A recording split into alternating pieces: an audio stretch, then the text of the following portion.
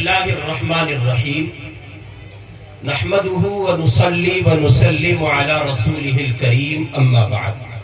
أعوذ بالله من الشيطان الرجيم بسم الله الرحمن الرحيم أم كنتم شهداء إذ حضر يعقوب الموت إذ قال لبنيه ما تعبدون من بعدي قالوا نعبد إلهك وإله آبائك إبراهيم وإسماعيل وإسحاق إلها واحدا ونحن له مسلمون صدق اللہ العظیم۔ بزرگان محترم، ہمارے ہندوستان میں پچھلے کچھ سالوں میں ایک کوشش جاری ہے حکومت سے لے کر نیچے کے پیمانوں اور خانوں تک۔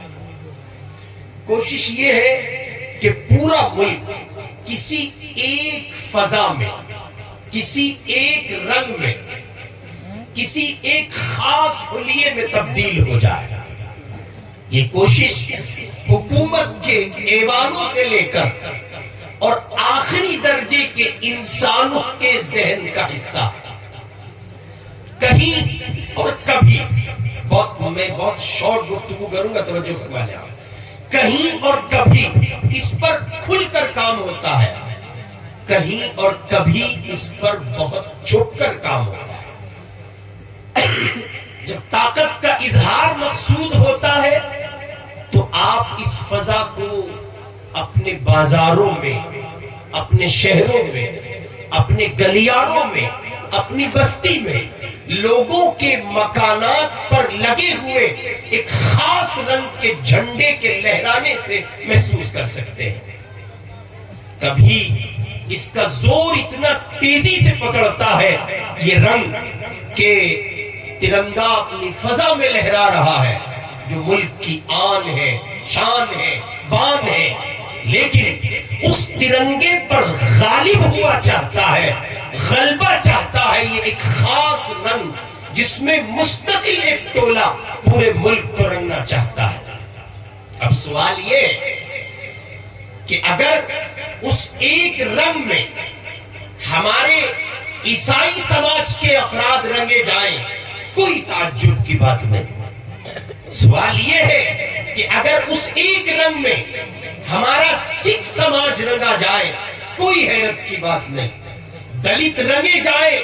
کوئی تعجب کی بات نہیں۔ آدیواسی، پارسی، جینی، بدھسٹ، جہان بھر کی قومیں اس زمین پر بستی ہیں، وہ سب کے سب رنگے جائیں، کوئی افسوس کی بات نہیں ہے۔ اور رنگے جائیں نہیں، رنگے گئے، تبھی تو 80-20 کا نعرہ نکل کے آیا۔ رنگے جائیں نہیں، رنگے گئے۔ لیکن ایک مسلمان جس کی زبان کا پہلا بخ یہ ہے اشہد ان لا الہ الا اللہ، اس کی زبان کا آخری بول یہ ہے وہ اشہد ان محمد رسول اللہ۔ اس کی ابتدا ہوتی ہے اللہ کی وحدانیت سے اور اس کی انتہا ہوتی ہے رسول اللہ کی ختم نبوت پر، آپ کی رسالت پر، آپ کی چوکھٹ پر۔ اس مسلمان کے لیے، اس مومن کے لیے یہ بڑا حساس ہے، سنگین ہے، حد درجے دل خراش منظر ہے کہ ایک مسلمان اس رنگ میں رنگ جائے، یا اس کی اولاد اس فضا کا حصہ ہو، یا اس کی بیوی، بیٹی، بہنیں اور بہویں اس کا حصہ ہو جائیں۔ ایک مسلمان جس کی دہلیز پر ہر ایک بندہ اس شعور سے، اس آگہی سے باخبر ہے کہ وہ یہ کہتا ہے اللہ کے سوا کوئی معبود نہیں ہے، وہ یہ کہتا ہے جناب رسول پاک علیہ السلام اللہ کے آخری پیغمبر ہیں۔ ایک مسلمان اگر اس فضا کا حصہ ہوتا ہے، ایک مسلمان اگر اس رنگ کا حصہ ہوتا ہے، اللہ کی قسم یہ کسی کے لیے احساس کی بات ہو یا نہ ہو، ایک مسلمان کے لیے افسوس، احساس اور حد درجے احساس کی بات ہے۔ اس کی وجہ یہ ہے کہ ہم جب یہ کہہ چکے اللہ کے سوا کوئی معبود نہیں، تو ہم نے انکار کیا ہے اپنی جبین نیاز کو چھکانے کے لیے اس جہان اور تمام تر جہانوں میں بڑھنے، پلنے اور پیدا ہونے والی تمام تر طاقتوں کا، اور ہم نے اقرار کیا ہے اس ایک تنہا طاقت کا جو ساری کائنات کا پالنہار ہے، اسے ایک رب کا اقرار کیا ہے جو سارے جہان کا پالنہار ہے۔ ہم نے کہہ دیا ہے یہ پیشانی، یہ جبین نیاز اگر کہیں جھک سکتی ہے تو صرف اسے ایک اللہ کے سامنے، اس کے سوا کہیں اور نہیں جھک سکتی۔ اور اگر ہم کسی نظام کو ایکسپٹ کرتے ہیں، قبول کرتے ہیں، تسلیم کرتے ہیں اور کسی چوکھٹ پر جان دینے کو سعادت سمجھتے ہیں، اور اگر ہم کسی کے لیے مرنے کو، مٹنے کو اپنی سعادت سمجھتے ہیں، وہ چوکھٹ ہے امام الانبیاء حضرت محمد الرسول اللہ صلی اللہ علیہ وسلم کی۔ اسی کو اقبال نے کہا تھا، یہ شہادت گہے الفت میں قدم رکھنا،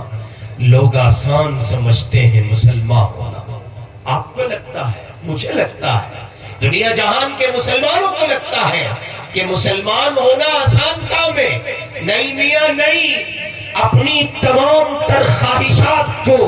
وہ غم کی دنیا سے آتی ہو یا وہ خوشی کے ماحول سے آتی ہو، اپنی زندگی کے ہر ایک پہلو کو اور پہلو سے نکلنے والی پہلی کو محمد کی چوکھٹ پر، ان کے نظام پر قربان کر دینا، اس کا نام مسلمان ہے اور اس کا نام اسلام ہے۔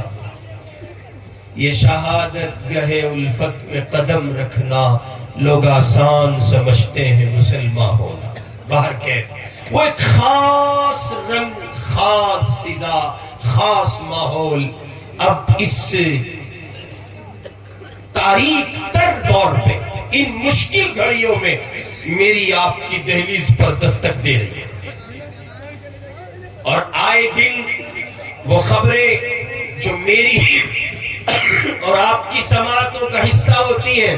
کہ صاحب فلاں کی بیٹی اسلام کی دہلیز چھوڑ کر کفر کی زمین کو قبول کر گئی، اور اس نے خیر بات کہا مذہب اسلام کو، اور اس نے خیر بات کہا تعلیمات قرآن کو، اور وہ نکل چلی ہے اور وہ اسلام سے بیزاری اور برگشتگی کا مظاہرہ کر رہی ہے۔ اس صورت میں ایک مومن کے لیے لازم ہو جاتا ہے، اس صورت میں ایک مومن کے لیے ضروری ہو جاتا ہے کہ وہ ایک کروٹ لے، ایک عجیب و غریب فضا جو اس کے ایمان کو مزید استحکام عطا کرے، اپنے لیے پیدا کرے، اور اسی سبق کو دہرائے جو سبق جاتے جاتے حضرت مولانا دامت برکاتہم اخیر میں آپ کو دے گئے۔ وہ سبق یہ کہ حضرت یعقوب علیہ السلام جو اپنے آپ میں نبی، ان کے ابا نبی، ان کی اولاد نبی، نبیوں کا گھر، نبیوں کا خانوادہ، نبیوں کا گلشن، گلشن نبوت اس کو کہا گیا ہے۔ ایک نہیں، دو نہیں، تین نہیں، کئی نبی اس گھر میں پیدا ہوئے ہیں۔ ظاہر ہے کہ وہاں یہ تصور نہیں کیا جا سکتا تھا، عقل کے قریب یہ بات نہیں آ سکتی تھی۔ اس گھر پر پلنے والے، اس دہلیز پر رہنے والے، اس سائبان، اس چھت کے نیچے رہنے والے بچے کسی صورت، کسی شکل، کسی طرح سے شرک کی دلدل میں اور اس کی گندگی میں لت پت ہو سکتے ہیں، باوجود اس کے کہ وہ منور گھرانہ ہے، باوجود اس کے کہ وہ پاکیزہ گھرانہ ہے، باوجود اس کے کہ وہ موحدوں کی زمین ہے، اس کے باوجود یعقوب علیہ السلام جیسا انسان اپنی زندگی کی اخیر گھڑیوں میں اپنے بچوں کو جمع کر کے پوچھ رہا ہے، ما تعبدون من بعدی، میرے بچوں میری پیٹھ کمر زمین سے نہیں لگے گی جب تک تم مجھے اس بات کی ضمانت نہ دے دو، ما تعبدون من بعدی، تم میرے بعد کس کی عبادت کرو گے؟ میرے بھائی ذرا غور کرے، تخیل کی پرواز کا سہارا لے، چشم تصور سے سفر کرے۔ کیا یعقوب علیہ السلام کے گھر یہ سوال اتنا ضروری تھا جتنا ضروری انہوں نے اس کو سمجھا؟ کیا ان کے گھر میں یہ سوال پوچھا جانا چاہیے تھا؟ اور کیا میرے آپ کے گھر میں، میری آپ کی اولاد سے، میری آپ کی زمین پر، میری آپ کی دہلیز پر یہ سوال پوچھا جانا چاہیے یا نہیں؟ اگر نہیں تو پھر سوچ لیجئے کیا کہہ رہے ہیں، اور اگر ہاں تو پھر بہت ضروری ہے کہ آپ کی راتوں کی نیند اڑ جانی چاہیے، پھر بہت ضروری ہے کہ آپ کا دن کا سکون غارت ہو جائے، پھر بہت صبح کے شام تک چلتے پھرتے اٹھتے بیٹھتے سوتے جاگتے ہر ایک لحظہ ہر ایک لمحہ ہر ایک پل میں آپ کو یہ سبق مستحضر ہو، ازبر ہونا چاہیے کہ ہر آن یہ بات ستائے آپ کو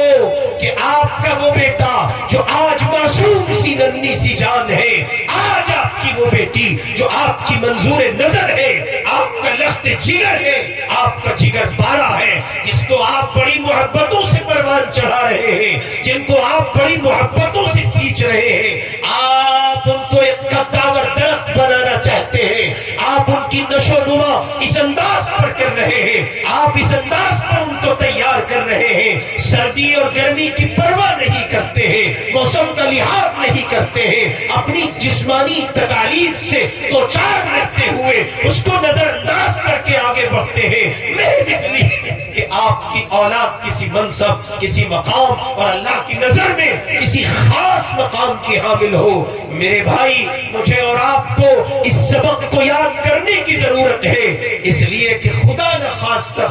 خواستہ اللہ نہ کرے کہ اگر ایسا ہوا کہ میں اور آپ تو مومن رہے اور اللہ ایمان ہی پر رکھے اور خاتمہ کرے، ایمان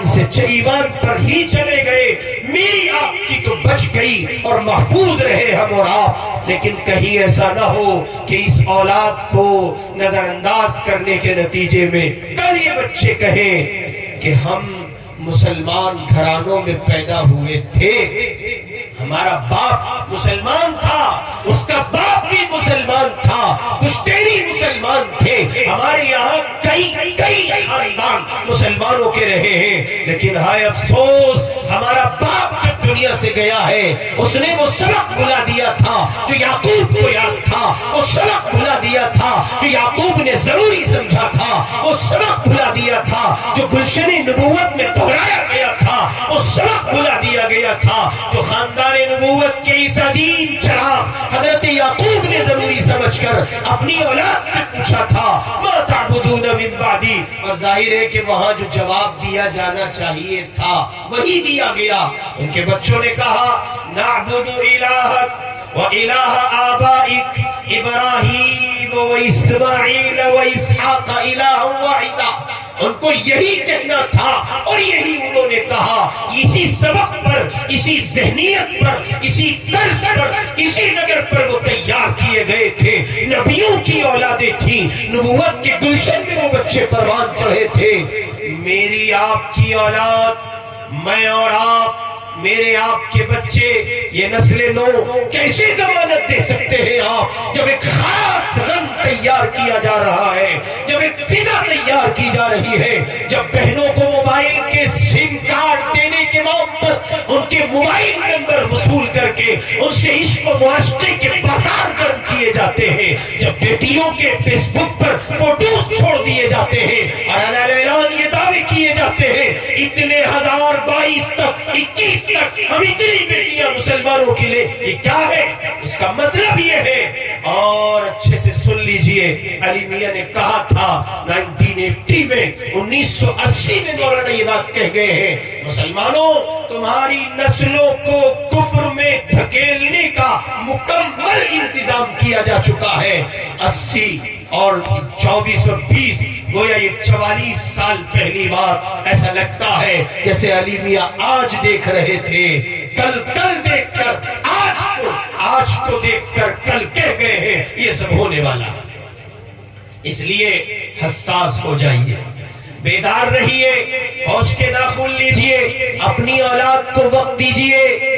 ہرگز ہمارا مقصود کسی دوسرے دھرم، کسی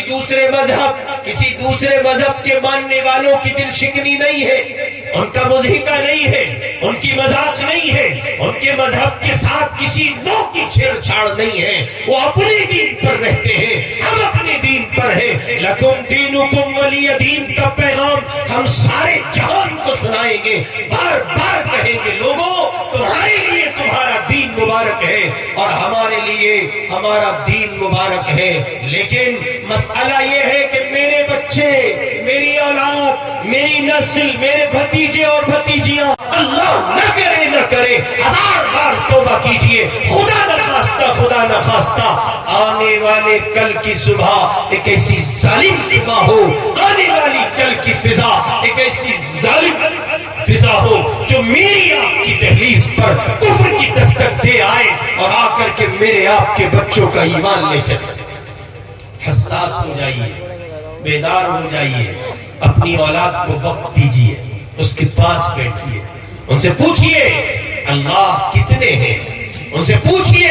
ہم کس کی پوجا کرتے ہیں، ان سے پوچھئے ایک باپ کے لیے لازم ہے وہ اپنی اولاد سے مکالمہ کرے، ایک باپ کے لیے لازم ہے وہ اپنے گھر میں سوال و جواب کی نشست رکھے، ایک باپ کے لیے لازم ہے دن کو علماء کی صحبت اٹھائے، رات ہوتے ہوئے دن ڈھلتے ہوئے شام کی گھڑیوں کی آمد پر اپنے بچوں کو لے کے بیٹھ جائے، ان کو بتائے ہم مسلمان ہیں، ہمارے لیے مرنا، جینا، رونا اور ہنسنا اور جاگنا اور سونا یہ سب کچھ تابع ہے جناب رسول اللہ صلی اللہ علیہ وسلم کی شریعت کے، ان کو سنائے یہ جسم، یہ ہماری جان اور یہ ہمارا وجود اللہ کے ہاتھوں فروخت ہو چکا ہے۔ ان اللہ اشترى من المؤمنین انفسهم واموالهم بان لهم الجنہ، ایک ماں کے لیے لازم ہے وہ تیار کرے اپنی بیٹی کو، میری بیٹی تیری قوم تو آباد ہوگی، تو کسی کی دہلیز کو آباد کرے گی،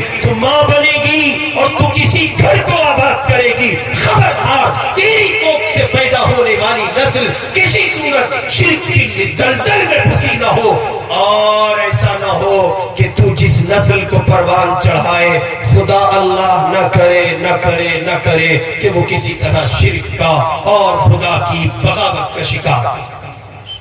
اس کے لیے ضروری ہے ما تعبدون من بعدی کا سبق پڑھیے، اپنے بچوں کو سامنے بٹھا کر ان سے پوچھئے تم کس کے بندے ہو،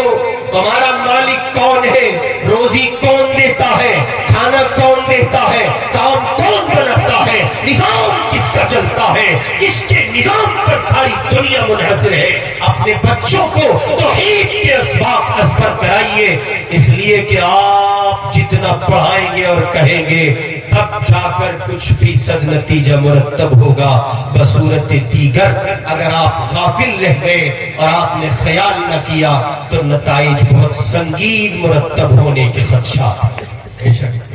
اس لیے میں اپنے پٹھلوں کر کے ان غیور نوجوانوں سے بس 2 گزارشات عرض کر رہا ہوں۔ پہلی گزارش یہ کہ اپنے بچوں کو وقت دیجئے، توحید کے اسباق گھر میں پڑھائیے، صحابہ اکرام کی زندگی کو پڑھیے، صحابہ ہی کو پڑھیے، اس لیے کہ جب آپ ان تک پہنچیں گے تب کہیں جا کر آپ ان کو فالو کر پائیں گے۔ عزیمت پر نظر رکھیے گا تو رخصت ہاتھ آئے گی، رخصت ہی پر نظر رکھیں گے تو دین ہاتھ سے چلا جائے۔ اور دوسری بنیادی گزارش یہ ہے آپ کے گھر میں یہ ننھی منی سی جو پود ہے اس کو مدرسوں کے حوالے کر دیجئے، ان اداروں کی زینت بنا دیجئے۔ لازم سمجھیے جیسے آپ ایک ڈاکٹر کو، انجینئر کو، لائر کو لازم سمجھتے ہیں، ویسے لازم سمجھیے آپ کا وہ بچہ مسلمان رہنا چاہیے، اور 1000 بار لعنت ہے ایسی ڈاکٹری پر اور ایسی انجینئرنگ اور ایسی لائرنگ پر جو آپ کی اولاد کا ایمان لے جائے۔ نہیں نہیں نہیں، کسی صورت منظور نہیں ہے، ایک مسلمان اپنے اسلام کا سودا نہیں کر سکتا الا وانتم مسلمون کہہ دیا گیا ہے۔ آپ کے ذمہ لازم ہے، آپ مسلمان ہیں، مسلمان رہیں گے اور مسلمان ہی آپ کو مرنا ہے۔ مسلمانوں جان تو دے دینا، اسلام نہ دینا، اسی پر اولاد کو تیار کرو کہ وہ بچے خدا نہ خواستہ کل جب ان کی دہلیز پر ظالم پہنچے، باغی پہنچے، خدا کے باغی پہنچے اور وہ کفر کا ٹولہ پہنچے جو ان کا ایمان چھیننا چاہے، تو ان ننھے فلسطینیوں کی طرح، ان ننھے شامیوں کی طرح، ان ننھے منھے دیوانوں کی طرح وہ پکار کے کہتے ہیں مر تو سکتے ہیں، جان تو دے سکتے ہیں، چتھڑے ہو سکتے ہیں، لیکن ہم بشار کو، نتنیاہو کو اور اس کے جیسے ہزاروں کمینوں کو خدا تسلیم نہیں کر سکتے، ہم اسے ایک کی خدائی کو تسلیم کرتے ہیں جو ساری کائنات کا پالنے والا ہے۔ یہ اسی وقت ممکن ہے جب آپ اپنے ان بچوں کو توحید کا سبق پڑھائیں گے۔ میں نہیں کہہ رہا ہوں آپ سے، غور کیجئے کہاں بول رہا ہوں، میں نہیں کہہ رہا ہوں بدعملی اتنی بری نہیں، بے عملی اتنی بری نہیں جتنی دین بیزاری بری ہے۔ میں گزشتہ سال بھی کہہ کے گیا تھا، جوانوں دین بیزاری کو اپنی دہلیز پر جگہ نہ دینا۔ داڑھی نہیں رکھتے ہو آج نہیں تو کل رکھو گے، نماز نہیں پڑھتے ہو آج نہیں تو کل پڑھو گے، روزہ نہیں رکھتے ہو آج نہیں تو کل رکھو گے، لیکن اگر روزے کا انکار کر بیٹھو، نماز کا انکار کر بیٹھو، داڑھی کا مذاق اڑا بیٹھو، پھر یہ دین بیزاری کا وہ کھلا مظہر ہے جس پر اللہ کہہ چکے ہیں انلزمکموها وانتم لها کارہون۔ اگر تمہیں ہماری ہدایت میں دلچسپی نہیں ہے تو پھر ہمیں تم میں کوئی دلچسپی نہیں۔ اس لیے بصد احترام نوجوان دوستوں سے عرض ہے کہ اپنے آپ میں توحید کے سبق کو عام کرو اور اپنے مسلمان ہونے کو ظاہر کرو۔ جب ایک مسلمان، ایک نوجوان، میرا دوست کسی جگہ جاب کرتے ہوئے یہ بے بسی کا مظاہرہ کرتا ہے کہ میں چہرے پہ سنت اس لیے نہیں سجا سکتا، میں جاب کرتا ہوں، کمپنی میں لوگ کیسے دیکھیں گے، کیا کہیں گے، تب وہ اپنی بے بسی کا اظہار نہیں کرتا، تب وہ مخدوش کرتا ہے جناب رسول اللہ کے چہرے کو۔ دنیا کا وہ حسین چہرہ جس چہرے سے بہتر چہرہ، جس چہرے سے، جس حسن سے پاکیزہ حسن اور بالا حسن زمین پر نہیں آ سکا، تب وہ مخدوش کرتا ہے یہ کہہ کر کہ نعوذ باللہ مجھے وہ ذات پسند نہیں ہے، وہ چہرہ پسند نہیں ہے، وہ حسن پسند نہیں ہے۔ یہ ہو کیسے سکتا ہے کہ چہرہ محمد سے مشابہت رکھتا ہو اور اس میں حسن نہ پایا جائے؟ اس لیے اپنے مسلمان ہونے کو ظاہر کیجئے۔ اس ملک میں کتنی قومیں رہتی ہیں، کوئی چھپاتا ہے اپنے آپ کو، ظاہر نہیں کرتے لوگ، کوئی پگڑی رکھ کے ظاہر کرتا ہے، کوئی چوٹی رکھ کے ظاہر کرتا ہے، کوئی ملتانی رکھ کے ظاہر کرتا ہے، اور اللہ کے بندو وہ خیراتی مذہب پر اس قدر بھروسہ اور اعتماد کرتے ہوئے اپنے مذہب کا کھل کر اظہار کرتے ہیں، اس کو پرموٹ کرتے ہیں۔ ایک ہم اور آپ ہیں جنہیں داڑھی رکھنے میں موت آتی ہے، اجمل صاحب کیا کہیں گے لوگ، کیا کہیں گے لوگ، کیا کہیں گے جب کوئی تم سے کہے۔ ہمارے حضرت شاہ حکیم محمد اختر صاحب رحمۃ اللہ علیہ، ان کے مرید تھے بھائی عشرت صاحب، وہ داڑھی رکھی تو آفس میں ان کو تانا ملنے لگا، اور تانا ملا اس طرح کہ ان سے کہا ملا بن گئے، داڑھی رکھ لی، ہزار باتیں۔ تو انہوں نے حضرت حکیم صاحب سے کہا کہ حضرت مجھے تانے مل رہے ہیں اور یہ کہا جا رہا ہے کہ ملا بن گئے، اور کیا ابھی سے داڑھی رکھنے کی ضرورت تھی؟ تو انہوں نے کہا عشرت میاں اب جب کوئی تانا دے تو یہ شعر پڑھ دینا۔ حکیم صاحب فی البدی کلام کہتے تھے، وہ شعر پڑھا کرتے تھے، بڑے شاعر تھے، فرمایا یہ کہہ دینا، اے دیکھنے والوں یوں مجھے ہنس ہنس کے نہ دیکھو، یہ محبت کہیں تم کو بھی مجھ سا نہ بنا دے۔ چہرے کا سنت یہ محمد رسول اللہ کی صلی اللہ علیہ وسلم۔ جب آپ سے کوئی کہے کیا رکھ لیا، ابھی سے ملا بن گئے، تو کہہ دینا کہ محبت کہیں تم کو بھی مجھ سا نہ بنا دے۔ اس لیے میرے بھائی چہرے پہ سنت سجاؤ، اپنے اسلام کو ظاہر کرو، ملا بنو ملا۔ نہیں سمجھو گے، نہیں سمجھو گے، تمہیں فلسفے ابھی سمجھ نہیں آ رہے، بہت قریب ہے وہ گھڑیاں، وہ دور تمہیں بہت اچھے سے سمجھ آئے گا جب یہ بات تم پر واضح ہوگی۔ میں بارہا یہ بات کہہ چکا ہوں، اگلا دور ہی ملا ہوگا، اگلا دور پہنچے نہیں پہنچے ابھی، اگلا دور ملاؤں ہی کا ہے۔ ملاؤں سے مراد وہ جس کی جھولی میں محمد کا دین ہے، وہ ملا ہے۔ جو محمد کے دین پہ چلتا ہے وہ ملا ہے۔ جو محمد کے دین کی حفاظت کرتا ہے، آبیائی کرتا ہے، وہ ملا ہے۔ جو تبلیغ تعلیم کرتا ہے وہ ملا ہے۔ اور پتا ہے اس کی جھولی میں محمد کا دین ہوگا، حفاظت بھی اس کی ہوگی، دنیا میں خلافت، طاقت، حکومت، یستخلفنہم فی الارض، یہ سب اسی کا حصہ ہے۔ اس لیے اس سبق کو پڑھیے، ما تعبدون من بعدی، اپنے آپ سے بھی پوچھئے کہیں کسی ایسی دہلیز پر تو نہیں کھڑے کہ آپ سے کوئی آپ کا ایمان لے جائے، کہیں آپ کے بچے تو اس دہلیز پر نہیں پہنچے ہیں۔ بار بار پوچھئے، روک روک کر پوچھئے، دیوانہ وار پوچھئے، جنون کی کیفیت کے ساتھ پوچھئے۔ میرے بچوں، اپنے باپ کو ضمانت دے دو، تم اسے ایک اللہ کی عبادت کرو گے جسے میں نے پوچھا ہے، میرے باپ نے پوچھا ہے، باپ کے باپ نے پوچھا ہے۔ اس مذہب میں، دین میں، دھرم میں ہم اسی میں رہیں گے، اور نتیجے میں آپ کے بچے کہتے نعبد الہ، آپ کے بچے کہتے بابا آپ ہم سے شرک کی امید نہ کرنا۔ آپ کے بچے کہتے، آپ کی بیٹیاں کہہ جائیں، آپ کے بیٹے کہہ جائیں بابا